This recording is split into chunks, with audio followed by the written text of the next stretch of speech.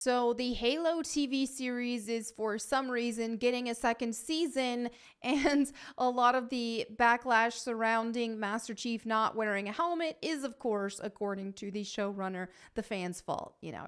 Gotta blame the fans. You can't actually give them what they want or anything like that.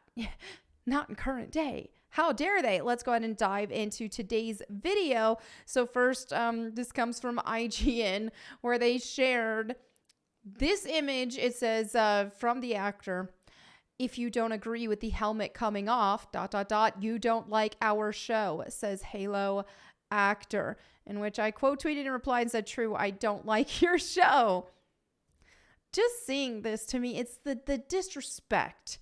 The disrespect, and how many times are we constantly seeing this happen with video game adaptations of or like continuing video game series like Lara Croft, for example, which I will always talk about, or movies, TV shows that are adapting video game characters or comic book characters, and then they want to change things beyond recognition, or they want to just absolutely disrespect the franchise and the fans. And of course, the fans always get blamed when it doesn't do well, or if there are some backlash or complaints, then the fans are the problem instead of, I don't know, actually giving the fans what they want. Halo has unfortunately severely gone downhill after Bungie stopped working on it. I just remember back in the day, with the original Halo games, it was like if there were any adaptations, books or anything, they had a literal like Halo Bible. And it was like, we are not breaking canon. We are not breaking rules here. We have very strict guidelines with our property, and they respected it. Not anymore. Clearly, we've seen that evident in not only the quality in terms of what we're seeing from the series, the franchise in general, from the games, like going downhill and not being as good as they used to be, but also in this TV show, which did the most egregious thing by removing his helmet, not to mention the Master Cheeks stuff. That's also pretty cringe. But anyway, this article from IGN says, Halo actor Pablo Schreiber, "If you don't agree with the helmet coming off in the show, you don't like our show." All right, so apparently he's doubled down on his stance on the Master Chief helmet off, helmet on debate, insisting it's impossible to like the show if you don't like the fact that the super soldier takes his helmet off. I mean, of course. And what I don't like is the only promo. I saw like a promo image for the season 2, and it was him without his helmet off. It's like they're rubbing it in the fans' faces. That's one of the more disrespectful things that they could have done to the franchise and the fans, is to remove Master Chief's helmet. And not only did they do that, but they want to keep rubbing it in people's faces. Yes, we did this. Get over it. You're the problem if you don't like it. Last week, the Halo TV show reignited the debate about the controversial decision for Master Chief to remove his helmet in the series. Xbox and Paramount released a new trailer for the upcoming Halo Season 2, which I won't be watching. I couldn't even watch all of Season 1. I had seen enough to know this is not for me. Which continues the story of Master Chief's live-action exploits following Season 1's mixed reception, when showed Pablo Schreiber's Master Chief in action with and without the helmet on.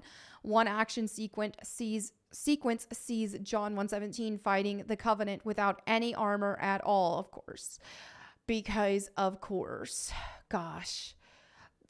That's one of the sad things about this, though, is because the actual visual quality and cinematography, the armor designs, all that looks great.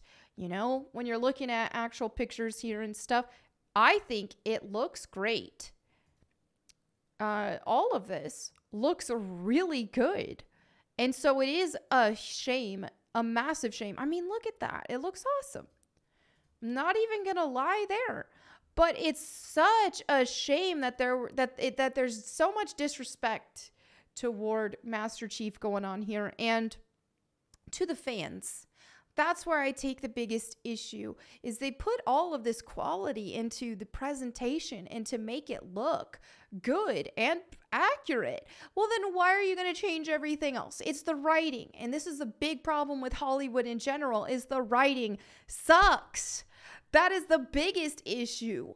And goodness, don't even get me started on what the crap's going to be happening with Tomb Raider when they've got Phoebe Waller-Bridge working on, the Amazon Tomb Raider stuff. We've got like an Amazon Tomb Raider movie coming out, a TV show coming out, as well as the Netflix animation for Tomb Raider, which we have seen little teasers and stuff for that, and it looks abysmal, which I've shared my opinions on that. Just, okay, here's reboot Lara Croft all over again. She's got to become the Tomb Raider again. We're going on 11 years now. She's got to do it again, guys. And this time she gets that Netflix lesbian makeover. In which I also think that they will try to make her canon lesbian in that. In the Netflix one, I would bet money on it. We'll see. Hopefully not. But, okay, and I don't want to make this too much on a Tomb Raider tangent. But when it comes to actual, these video game franchises that people are fans of, classic franchises, and think of something like Tomb Raider. Well, now we've got these remasters coming out, and all of a sudden, oh wait, maybe nostalgia does work, because there's a ton of buzz surrounding the Tomb Raider remasters that Aspyr has been really pouring their heart into and keeping extremely accurate. So maybe there is some hope. Once we see projects like that succeed, maybe there is some hope that these companies will learn, hey, let's not ruin everything. Let's not change everything. Okay, let me continue reading this. Meanwhile, new posters of the show feature Master Chief without his helmet on, leading some fans to tweak the poster to put the helmet back on. In the Halo games, Master Chief never takes his helmet off and almost always appears in full armor. Right? So clearly the fans aren't happy, and clearly they don't care about the fans. You look at who has been hired in the gaming industry and even in the movie industry, Hollywood, adapting nerd projects, things that came from nerd culture, comic book movies, video game movies, all that. They also always have their diversity hires for that. Even look at this new Indiana Jones game coming out, right? Look at who they have. Like, one of the lead writers, I believe it was a very they-them looking pride shirt queerdo. So it's like they're here to hijack these things and ruin these things that they don't even care about. They care more about just uprooting, putting in their own message. They like making the fans mad. They do. And to me, it just seems very, even in this case, it seems very antagonistic to be like, oh, if you don't like that, well, you're not going to like our show. No freaking duh, dude. You don't like that? Oh, we're going to keep putting in promo materials, him without a helmet on. Just to, oh, gotcha. We want to take some joy from you. We want to take some things that you love away from you.